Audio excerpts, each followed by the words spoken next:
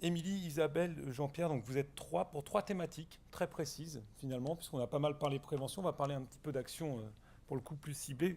Sont-elles plus originales? C'est vous qui le démontrerez finalement au fil du temps. Je vais commencer par vous, Émilie. On parle action sociale. Alors, l'action sociale, ça définit plusieurs choses différentes. On a plusieurs façons de la voir. Comment vous la voyez chez Ecclesia et qu'est-ce que vous mettez en œuvre dans une prévention, je dirais, plus sociale? Oui, bonjour à tous. Alors, c'est vrai que vous avez souhaité qu'on intervienne sur la manière dont, en fait, on s'appuie sur l'action sociale pour développer des actions de prévention. Euh, alors, c'est vrai que l'approche que l'on a, c'est d'essayer de considérer que les actions de prévention, on les voit moins forcément comme des garanties dans un contrat, que comme des actions qui sont une composante de toute une politique de prévention plus globale, en fait, qui va de services concrets à nos ressortissants jusqu'à des actions beaucoup plus d'inscription d'intérêt général qui vraiment engagent les institutions, les administrateurs, enfin bref, l'ensemble des adhérents des mutuelles et autres institutions de groupe Clésia. Donc ce faisant, avec l'essentiel pour l'instant sont des actions qui sont accessibles du fait que le client est membre voilà, de nos institutions. Et donc, en fait, donc ça veut dire qu'il y a deux choses. D'un point de vue financier, on est plus sur des actions qui sont financées par l'action sociale, les fonds propres ou les fonds sociaux des branches professionnelles, puisqu'on est pour l'essentiel avec des actions à destination des actifs dans le cadre de contrats collectifs. Et donc, voilà, c'est un peu la partie prenante. Donc, c'est vrai que je me retrouve bien en fait dans le programme précédent qui a été présenté et pour lequel on voit que du côté effectivement de la mutuelle à Préva, on a aussi cette philosophie qui fait que on croit qu'une action de prévention sera d'autant plus mobilisante en fait qu'on essaie de créer et de susciter toute une mobilisation, enfin, voilà, une adhésion très forte qui engage et qui n'est pas juste vue comme un service qu'on consomme. Voilà, c'est vraiment la partie pris. Donc, quel est voilà, le sous-jacent finalement? Et je reprendrai peut-être l'intervention de l'économiste qui est intervenu plus tôt dans la matinée, qui disait qu'il fallait essayer de remettre en place ces espèces d'incitations naturelles. Nous, on croit beaucoup que l'incitation, il va être vraiment dans. On va essayer de jouer le collectif. Puisque, en fait, si on laisse l'individu seul face à une action de prévention qu'il va retrouver sur son ordinateur, sur son espace client ou dans une brochure, voilà, on retombe sur tous les travers qui fait qu'on a une grande inégalité d'accès à la prévention. Et il y a un certain nombre de travaux qui prouvent d'ailleurs que l'appétence à la prévention est proportionnelle au niveau socio-éducatif. Donc en fait, on va de nouveau laisser sur le bord de la route ceux qui peut-être en ont encore le plus besoin. Et donc, ils sont ceux peut-être avec un moindre niveau socio-éducatif. Donc, ce faisant, on veut vraiment essayer de jouer sur la force du collectif pour en fait embarquer une population qui peut-être que seule face à des conseils qu'elle connaît sans doute, voilà, pas grand-chose se passerait. C'est vraiment l'importance. Donc, ce collectif, on va le faire à plusieurs niveaux, je dirais. Déjà déployer des actions de prévention au niveau de l'entreprise, parce qu'on se dit que bah, là, on a un peu les salariés sont d'une certaine manière, au moins pendant quelques heures de travail, un peu clientèle captive. Voilà.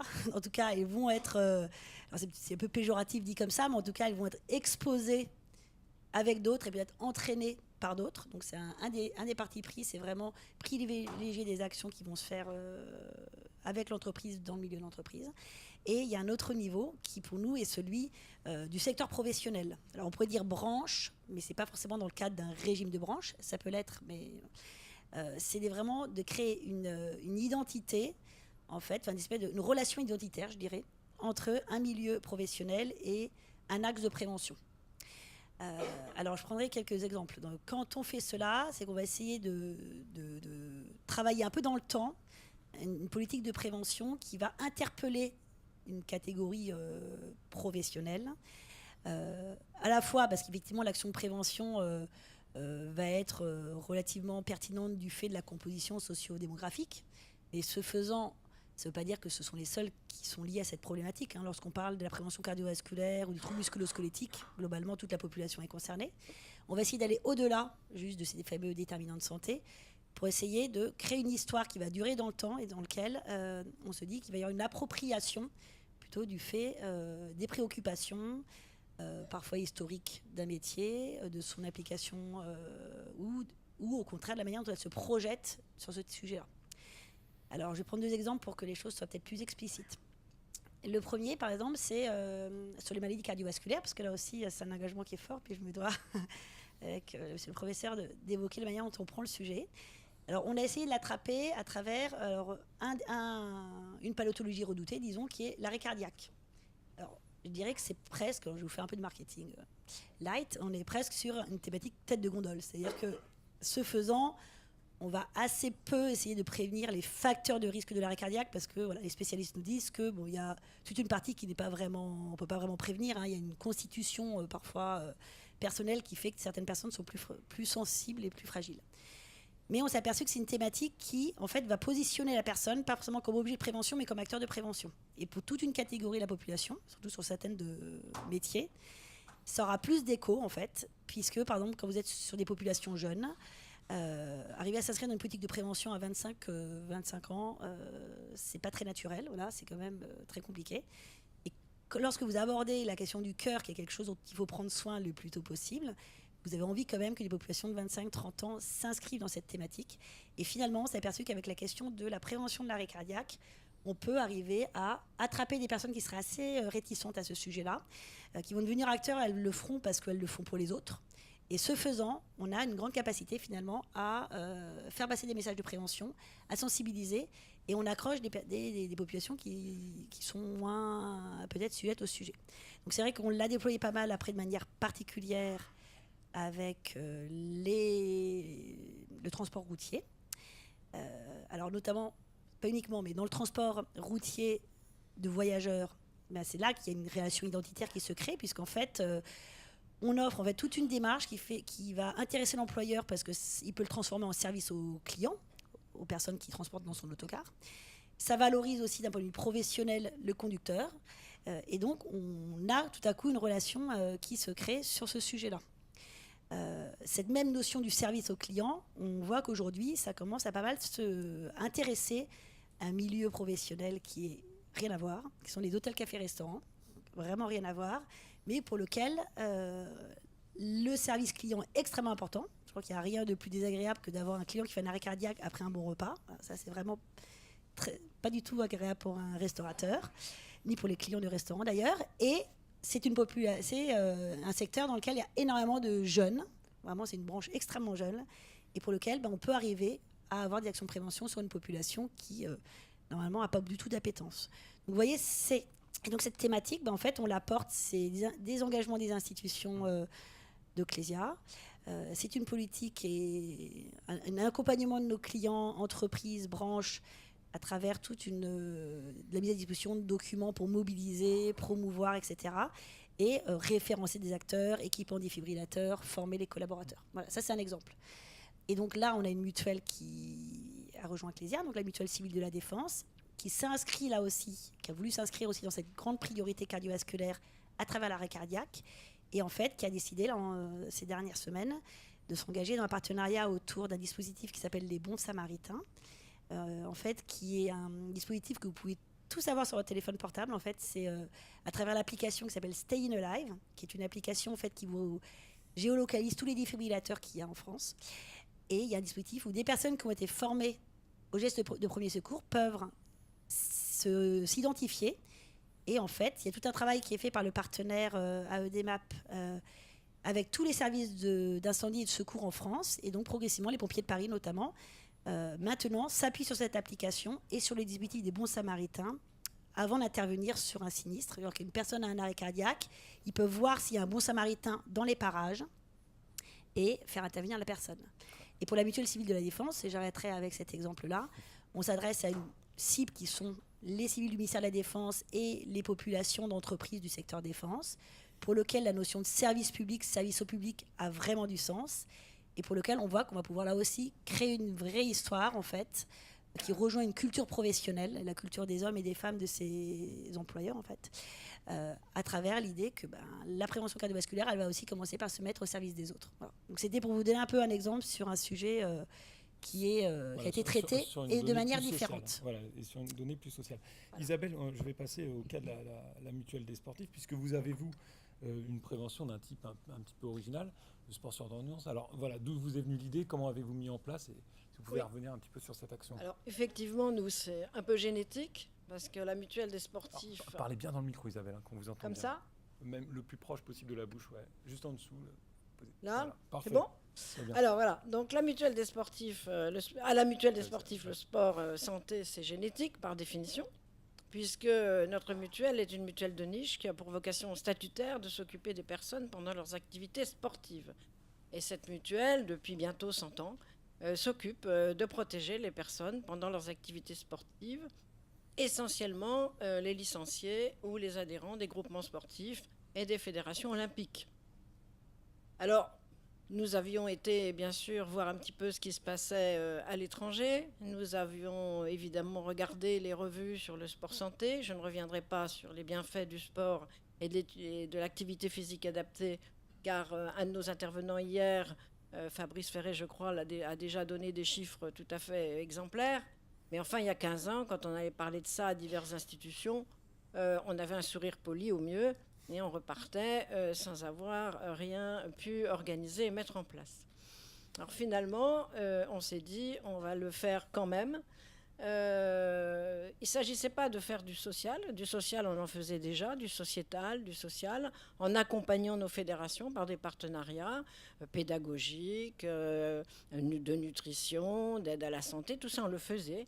On voulait faire de l'assurance et de l'assurance en prévention tertiaire. Pourquoi tertiaire? Parce que, pour des raisons tout à fait basiques et techniques, le prix d'une cotisation, le coût d'une cotisation sport en France, c'est pas uniquement nous, c'est le marché, c'est en moyenne 2 euros la tête à l'année. Donc vous imaginez bien qu'avec ce prix-là, au-delà de l'assurance et des partenariats, on ne peut pas faire de prévention primaire, ça coûterait trop cher.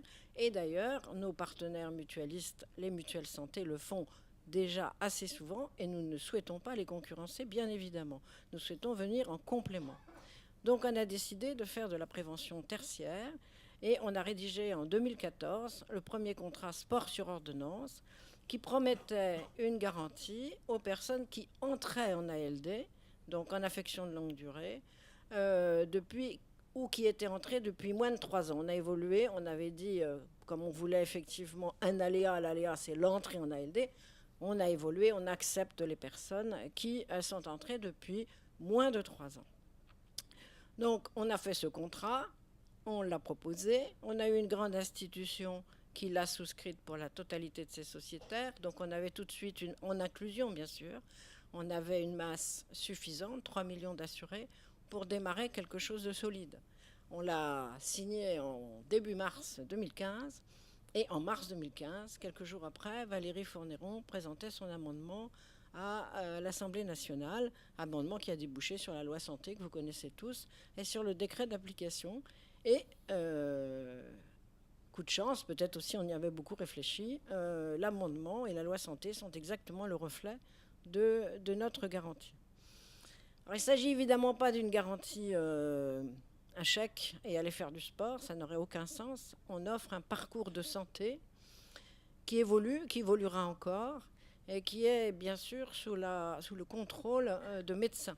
On parlait aussi ici hier aussi de la nécessité d'avoir des médecins. Notre première tâche a été de réunir un haut conseil scientifique qui intègre bien sûr le professeur Carré, enfin tous les professeurs en médecine qui ont beaucoup œuvré pour le sport santé. Je citerai le professeur Martine Duclos, le professeur Rivière, le professeur Xavier Bigard, le professeur Pateux, le docteur Bouillet, j'en oublie certainement. Et on leur a demandé de bâtir avec nous ce parcours de santé.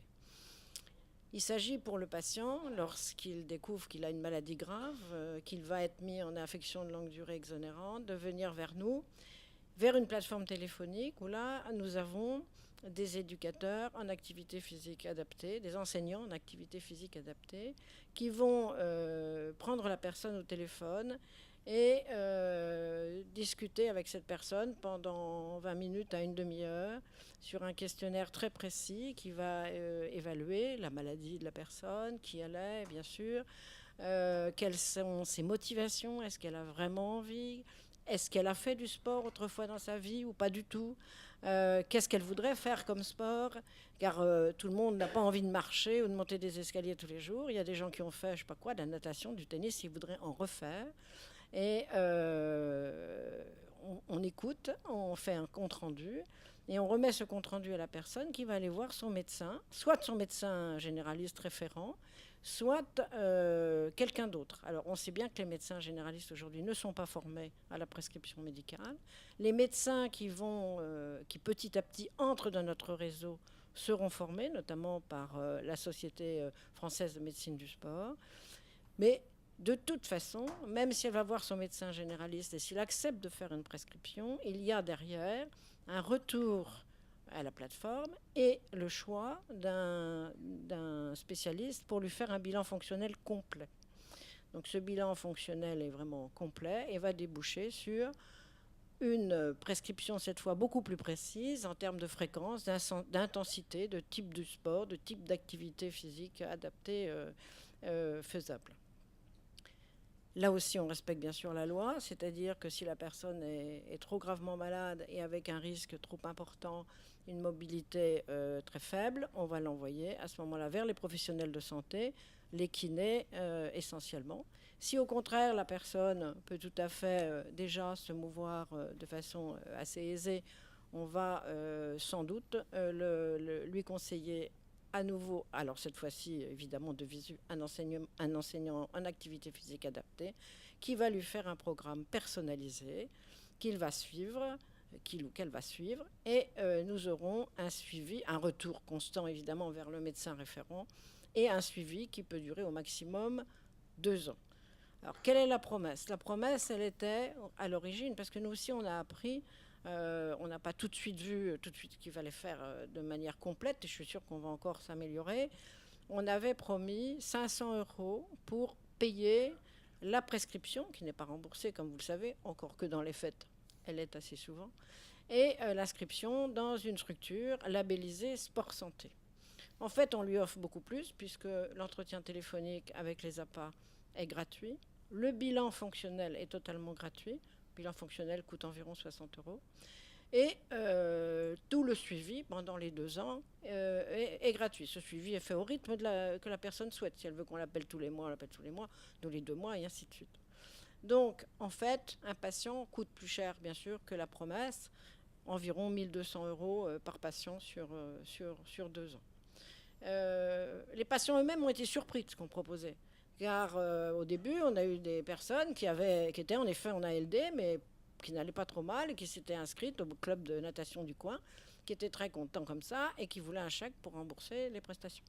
On leur dit, ah non, ça c'est pas tout à fait ça.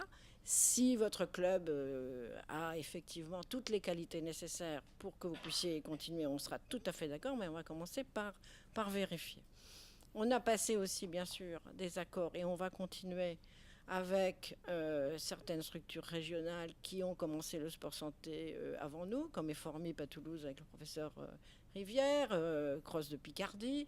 On va sans doute passer d'autres accords avec les ARS. Donc je ne vous dis pas que tout est finalisé, mais tout est en mouvement pour aboutir à quelque chose qui sera un réel parcours de santé. Du moins, c'est ça qu'on souhaite mettre en place. Et bien sûr, on propose cette garantie, qui est une vraie garantie d'assurance. Il y a un aléa à ceux qui souhaitent la souscrire, mutuelle, institution de prévoyance. On peut aussi, avec certaines institutions qui souhaitent avoir une stratégie, par exemple, vous parliez du cardiovasculaire, ça peut être le cancer, on peut limiter notre offre à une ALD pour travailler spécifiquement ce cas-là. C'est tout à fait possible. Voilà comment on a appréhendé notre nouvelle prévention tertiaire. Merci Isabelle, c'était complet. On va passer à la 3e thématique avec vous, Jean-Pierre, sur la qualité de vie au travail. Alors on en a un peu entendu parler, pas beaucoup. Hier, il y avait une question sur l'organisation, on aurait pu aussi aborder ce côté-là. La qualité de vie au travail, donc une mesure de prévention, mais finalement à plusieurs niveaux, avec plusieurs bénéficiaires. C'est ça votre point de vue? Vous pouvez nous l'expliquer? Oui, donc effectivement, on en a plusieurs fois parlé. Et le lien entre santé et qualité de vie au travail ne se discute plus en fait. Tout le monde est d'accord là-dessus, y compris les chefs d'entreprise. Par contre, quand on aborde la question de la qualité de vie au travail par le biais de la santé, c'est totalement inefficace. Je ne connais pas de chef d'entreprise qui a pour mission d'améliorer la santé de ses salariés. Donc le biais, l'angle que je propose n'est pas de fixer cet objectif, mais de fixer l'objectif d'améliorer la performance de l'entreprise, et le moyen devient la qualité de vie au travail. À partir de là, je dirais l'implication et la motivation changent complètement. C'est-à-dire que on a une conséquence induite qui est la santé et qui peut se traduire, bien entendu, par des réductions d'absentéisme, de maladies, etc. Mais ça, on le sait. Et le chef d'entreprise comprend assez rapidement que des salariés bien dans leur travail, bien psychologiquement, physiquement, etc., dans des conditions d'organisation du travail correctes, vont beaucoup plus s'investir dans leur travail. Alors, ça paraît tellement simpliste comme postulat de base, et pourtant c'est si peu mis en œuvre que à partir du moment où on commence à réfléchir à cette question du point de vue pratique, on se rend compte que les leviers sont énormes, et dans un contexte où les entreprises ont bien souvent travaillé l'optimisation des processus depuis déjà de nombreuses années et raclé tout ce qu'il y avait à racler, eh bien, sont en recherche de nouvelles méthodes, de nouvelles approches de l'amélioration de leur performance. Et aujourd'hui se développe très largement au niveau du monde de l'entreprise la conscience que c'est certainement un axe qui est le plus prometteur en termes de potentiel. Voilà. Mais effectivement, je n'aborde pas cette question sous l'angle de la santé comme objectif en disant on va faire la qualité de vie au travail pour améliorer la santé. Mais alors, c'est quoi l'objectif? L'objectif, c'est améliorer la rentabilité de l'entreprise. Donc, comment dans ces cas-là, vous à la fois mesurer, mais surtout qu'est-ce qu'il faut mettre en place pour améliorer la rentabilité? Puisqu'une fois que le message est passé sous cet angle-là, où est-ce que... Eh bien, on l'a vu tout à l'heure très responsables bien avec l'exposé sur Territoria et Angoulême. C'est exactement ça, mais dans le monde capitalistique, hein, où la rentabilité est l'alpha et l'oméga, je dirais, de la décision. Donc à partir du moment où le dirigeant est d'accord sur le fait d'aborder cette question, ce qui est déjà un travail significatif, puisque ça nécessite, et c'est ça un peu la difficulté de l'approche, une vision globale. On ne peut pas, ou difficilement, en tout cas moi je ne vois pas comment faire, on ne peut pas aborder cette question de manière sectorielle dans l'entreprise. On ne peut pas dire je ne vais travailler que sur un atelier ou un service ou une direction. On est obligé d'aborder globalement, et la difficulté c'est qu'on amène les dirigeants à prendre tout un ensemble de modifications du management, des comportements, de l'organisation du travail. Alors ça passe concrètement par la gestion du temps, la flexibilité, l'équilibre temps perso, temps privé. Tout ça en vue de construire un environnement favorable à l'implication des salariés, puisque c'est ça qui est au cœur de la martingale, je dirais, du système. C'est qu'à partir du moment où on sort d'une relation de défiance qui, en général, caractérise les relations sociales dans l'entreprise, hein, je veux bien m'engager dans les deux parties, entre salariés et employeurs, quel qu'il soit, un des partis va dire je veux bien m'engager, mais seulement si j'ai la certitude que tu me donneras cette contrepartie. Eh bien, à partir de là, le dialogue est figé. On passe plus de temps à négocier les potentiels retours, les contreparties, que l'engagement. Donc, on est bien sur une approche complètement différente. Et cette approche différente, eh bien, il faut la gérer, je dirais, en termes d'évolution complète du management. Alors, quand vous expliquez que ces dernières années, la thématique de la qualité de vie au travail et la problématique, même dans les entreprises du secteur de la science, ait pris une telle importance. C'est-à-dire que tout le monde en a de plus en plus conscience, ça devient un vrai sujet. Ce n'était pas le cas il y a 10 ans. Oui, tout à fait. Qu'est-ce qui s'est passé entre-temps? Eh bien, en fait, moi je le décode comme ça.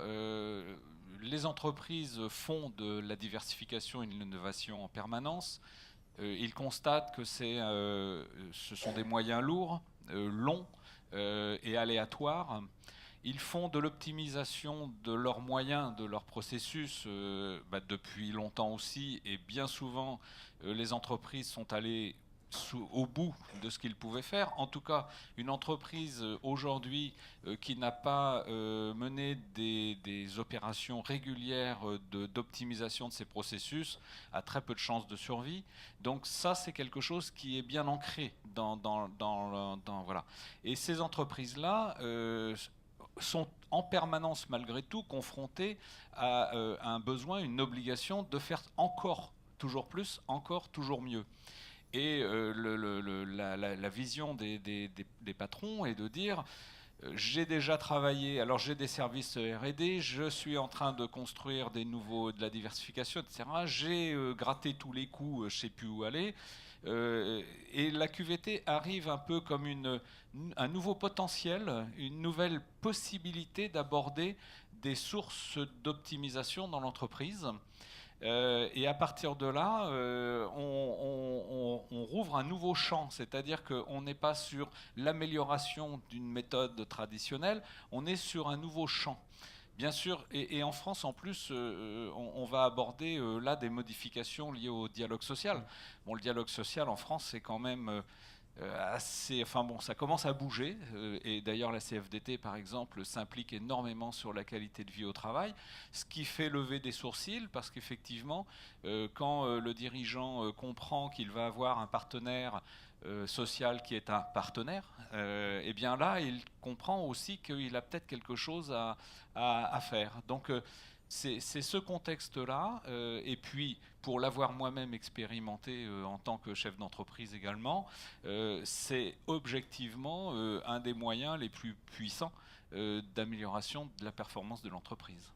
Alors, vous en parliez là avec le dialogue social. Il y a forcément, pour tous les trois, vous avez forcément des interactions et des attentes fortes des pouvoirs publics. C'est-à-dire que si les pouvoirs publics, vous l'avez dit Isabelle, c'est dans la loi santé, donc forcément ça devient plus concret. En action sociale, c'est pareil.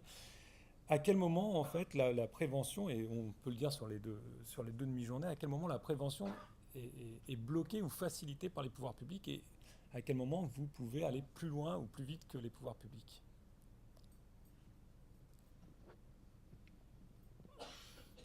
C'est pas vraiment bloqué, simplement on sait par exemple dans mon domaine que la sécurité sociale a refusé d'emblée de financer la prescription médicale, encore moins le reste. Elle ne va pas payer l'inscription Alors, bon, la loi a levé beaucoup de freins, mais il faut trouver des sources de financement, quitte un jour à revenir à des financements beaucoup plus nationaux et d'intérêt général. Nous, notre seule vocation, c'est de dire on ne va pas attendre que quelqu'un veuille bien financer, on va s'organiser pour le faire. Ça n'est pas du financement sur fonds propres, évidemment, hein, c'est une garantie assurantielle qui n'a pas été si facile que ça à mettre au point parce qu'il n'y a pas de stats. On a des stats évidemment d'entrée en ALD, on sait qu'elles croissent chaque année de manière très importante. On a presque 11 millions de personnes en ALD en France aujourd'hui. Alors si je prends 11 millions multiplié par 1200 €, vous voyez ce que ça coûte. Donc on arrête là et on se dit sur ces personnes combien vont-elles être à venir à se motiver suffisamment pour, au-delà de leur thérapie classique, accepter une thérapie non médicamenteuse. Donc, ça n'a pas été si facile que ça, mais sans doute les prix augmenteront d'ailleurs, parce que petit à petit, et Dieu soit loué, on voit qu'en France, ces thèmes-là deviennent de plus en plus importants. On le voit dans la presse, on voit que les gens réfléchissent, posent des questions. Donc, ça a beaucoup évolué. Donc, on aura sans doute de plus en plus de gens qui vont accepter, alors qu'ils sont garantis de venir. Mais on aura fait, de mon point de vue, le bon ouvrage. On aura ouvert la voie. Mais on n'attend pas pour l'instant quoi que ce soit. Encore que dans les hôpitaux, certains hôpitaux, on voit que se mettent en place des structures immédiates de sport santé. Par exemple, pour les femmes qui ont un cancer, pendant leur chimio, certains hôpitaux offrent la possibilité à ces femmes de faire de l'activité physique, qui est extrêmement importante. Ça va les aider à supporter la chimio, ça va éviter les rechutes, ça va éviter... Mais une fois qu'elles sortent de l'hôpital, il n'y a plus rien. Et c'est à ce moment-là qu'on va les prendre. Donc nous, on les prend soit au départ, parce qu'elles n'ont rien eu au moment de leur hospitalisation, soit après diverses formules qui se mettent en place en France. C'est assez foisonnant. On voit les ARS, on voit les villes en santé, on voit les hôpitaux où il y a des personnes, des professeurs chargés de services sport-santé. Mais c'est loin d'être partout. Mais nous notre souhait, c'est d'être un peu, d'entraîner, d'être le premier. Et ensuite, si la collectivité décide de financer ça par la solidarité, on sera ravis, on aura fait notre boulot, si j'ose dire. Merci. Émilie, qu'est-ce que de votre côté, ça peut changer les pouvoirs publics? En fait, les pouvoirs publics, comme on est assureurs complémentaires, notamment sur le champ de la santé, forcément, ce qui se passe, la manière dont les lignes vont bouger du côté public va avoir une incidence sur notre propre positionnement. Je dirais effectivement comme madame, que les pouvoirs publics peuvent avoir un discours déjà qui va faire en sorte que on voit certains sujets deviennent beaucoup plus normaux à aborder qu'il y a quelques années. Ça, c'est sûr. Donc, nous, on est très engagés sur les questions de vaccination.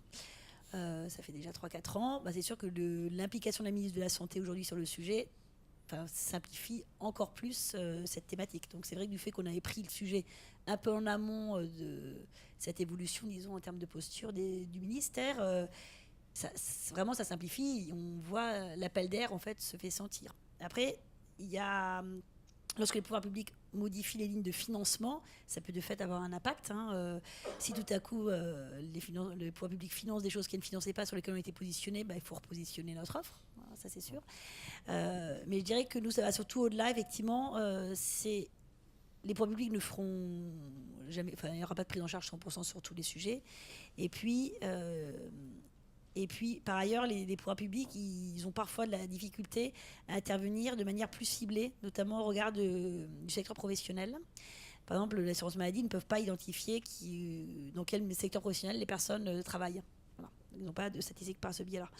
Et en matière de prévention santé, je vous disais, certains sujets concernent tout le monde, mais on n'abordera pas forcément de la même manière, on n'aura pas les mêmes leviers motivationnels en fonction de la population à laquelle on s'adresse. Donc nous, c'est aussi là-dessus qu'on prétend pouvoir, d'une certaine manière, prolonger l'action du pouvoir public, qui ont une action forcément plus générale générale, qui s'adresse à tout le monde, pour essayer de faire ce point qui va la cibler.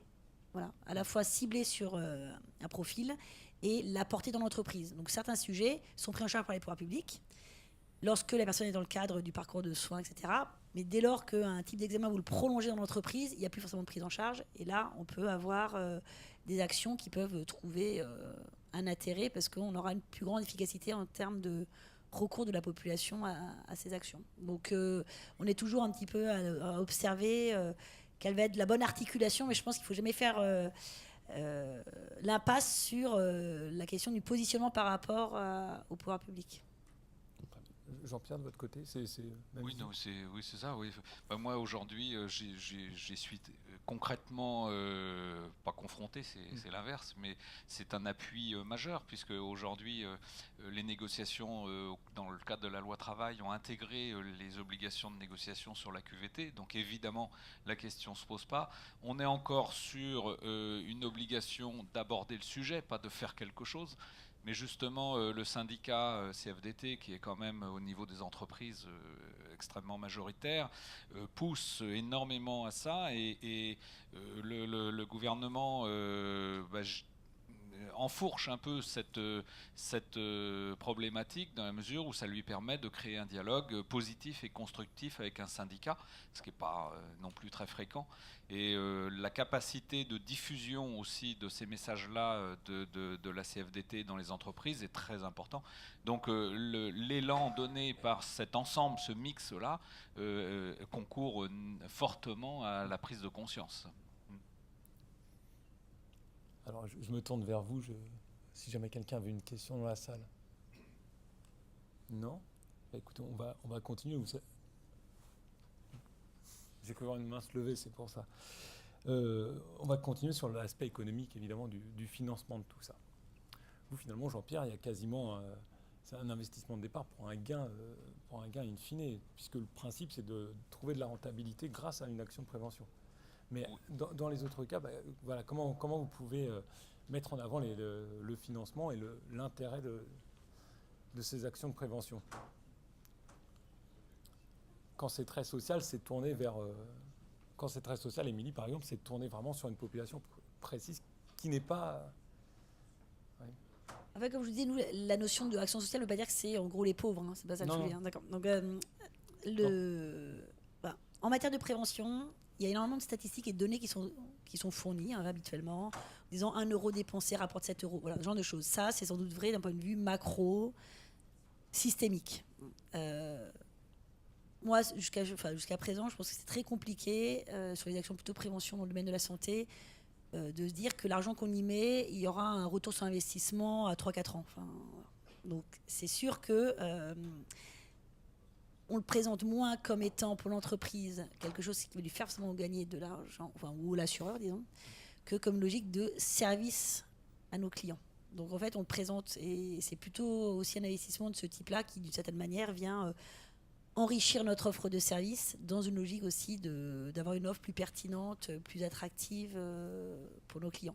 Il y a certaines choses qui sont de fait des engagements forts des institutions et qui sont dans la logique de l'action sociale plutôt offerts.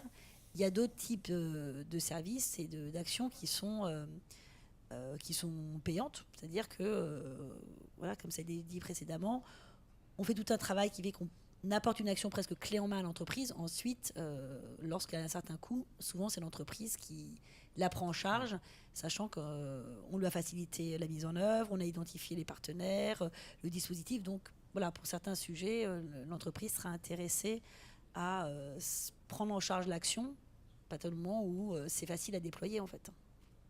Très bien. Sur cette question, Isabelle, vous voulez ajouter quelque chose ? On n'a pas en France, à ce jour, d'études actuelles de cohortes. On en parlait hier et ce matin. Et bien évidemment, une de nos actions va être l'analyse des cohortes. Alors, c'est le début. Pour l'instant, on a un peu plus de 1000 dossiers en cours.